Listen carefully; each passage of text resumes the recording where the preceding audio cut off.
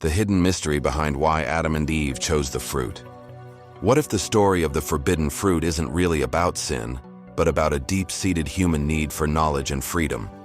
Most of us heard the story of Adam and Eve when we were kids, a simple tale about temptation and breaking a rule. But what if the real reason for their world-changing choice is a hidden psychological trigger, a drive that's inside all of us? For centuries, this story has been held up as the origin of sin, our fall from grace. But buried under that one interpretation is a more complex, more profound, and maybe a more human story. It's a story about the birth of consciousness, the weight of choice, and our unquenchable thirst to figure out our place in the universe. Today, we're going to look past the surface of this ancient narrative and explore the hidden mystery of why they really chose the fruit. Section 1. The story we all know. So let's quickly set the scene. In the middle of a perfect paradise, the Garden of Eden, live the first man and woman, Adam and Eve. They're in a state of pure innocence, living in total harmony with God and nature. They have everything they could ever want, with just one rule. Among all the incredible trees in the garden, two are special: the tree of life and the tree of the knowledge of good and evil. God's command is crystal clear. You can eat from any tree you want, but from the tree of knowledge you can't, because the day you do, you will surely die. It's a world with no shame, no fear, no conflict. But that perfect quiet is broken by a new voice. A serpent, said to be the most cunning of all creatures, comes to Eve. It doesn't command or threaten her. It just asks a question, planting a tiny seed of doubt.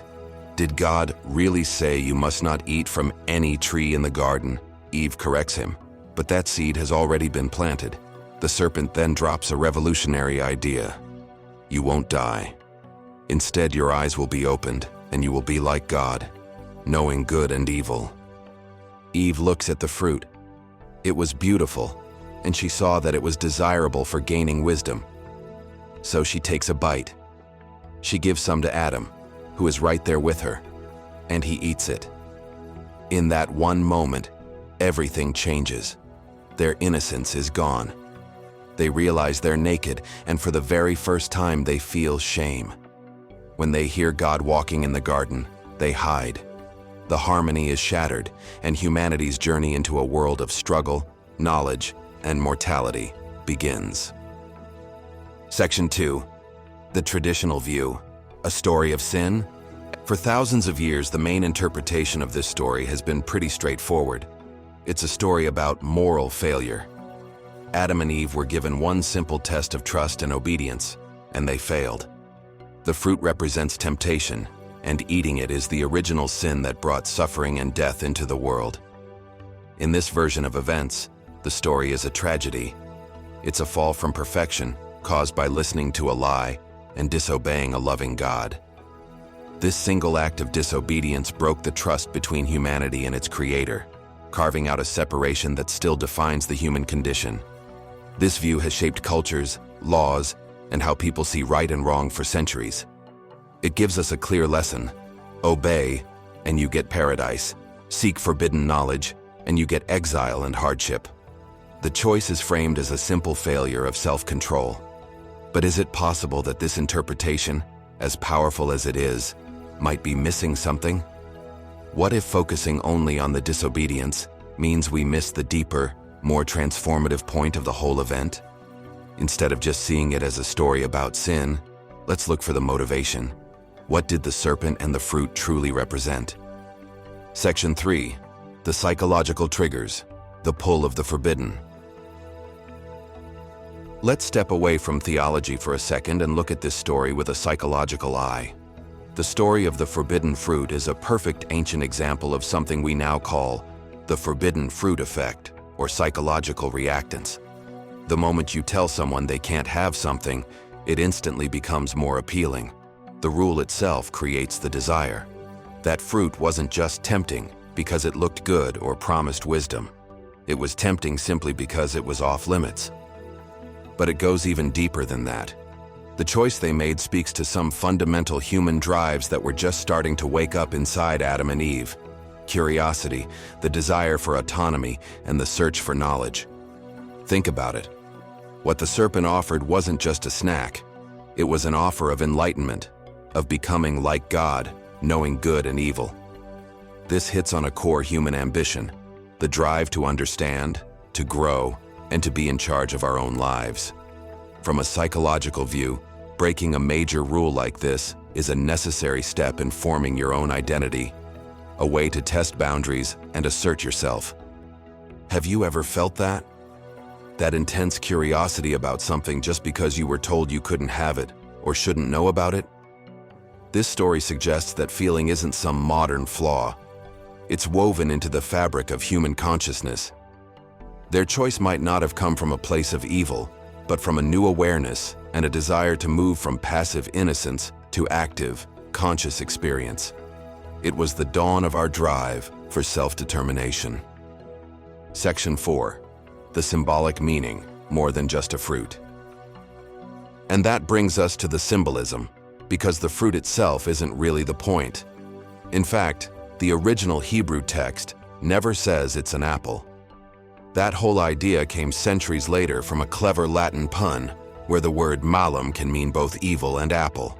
The fruit is a metaphor, and what it really symbolizes is choice itself. The tree of knowledge represents the moment free will entered the human story. Without the option to say no, saying yes has no real meaning. Real love and a real relationship require the freedom to choose, and God provided that choice in the form of the tree. Eating the fruit didn't just give them a list of facts, it gave them the experience of good and evil. Adam and Eve already lived in a world that was completely good. The only new thing they could learn from that tree was what its opposite felt like: evil, shame, guilt, and separation. It was the shift from a state of simple innocence to one of complex moral awareness. This wasn't just about knowing what's wrong. It was about feeling the crushing weight of that knowledge. The act of eating also symbolizes our deep-seated need for moral autonomy, the desire to define right and wrong for ourselves, without being told by a higher power. It was an attempt to grab their own moral compass. This is a struggle that still defines the human journey today. That tension between following the rules and our drive to create our own values. The story isn't just about a choice made thousands of years ago.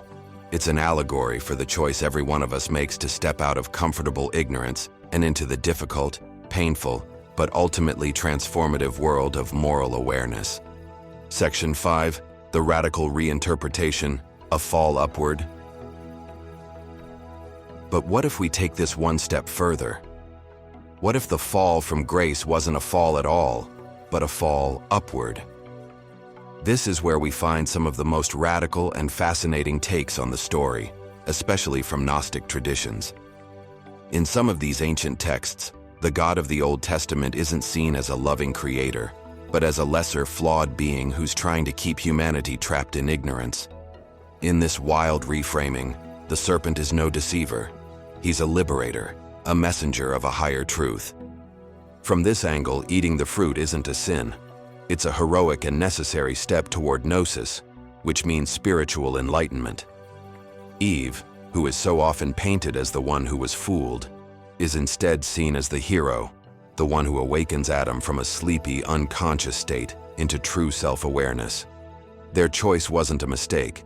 It was an awakening to their own divine potential, a realization that they too could possess knowledge. The fall from Eden in this light isn't a punishment, it's a graduation. It's the painful but essential birth of human consciousness, moving us from the metaphorical womb of the garden into the huge, complex world of self-awareness and duality. This interpretation sees the story as a legend about the evolution of the human mind itself, a necessary leap from blissful ignorance toward the difficult but profound journey of becoming fully human. Conclusion.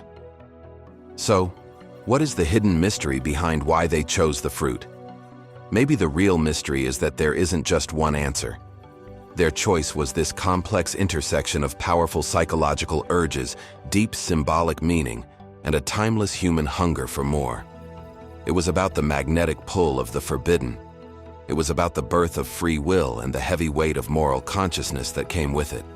And depending on how you look at it, it might have even been a necessary step in our evolution toward becoming who we are today. The story of Adam and Eve lasts, not because it's a simple story about breaking a rule, but because it holds a mirror up to our own deepest struggles. The battle between safety and freedom, between obedience and knowledge, between innocence and experience. It reminds us that the desire to know, to choose, and to define ourselves is one of the most powerful and dangerous forces in the human heart. What do you think? Was this a tragic fall from grace, or a necessary and heroic awakening? I would love to read your perspective in the comments below. And if you enjoyed exploring the stories that shape us, make sure to subscribe and hit that notification bell for more journeys into the mysteries of the human experience. Thanks for watching.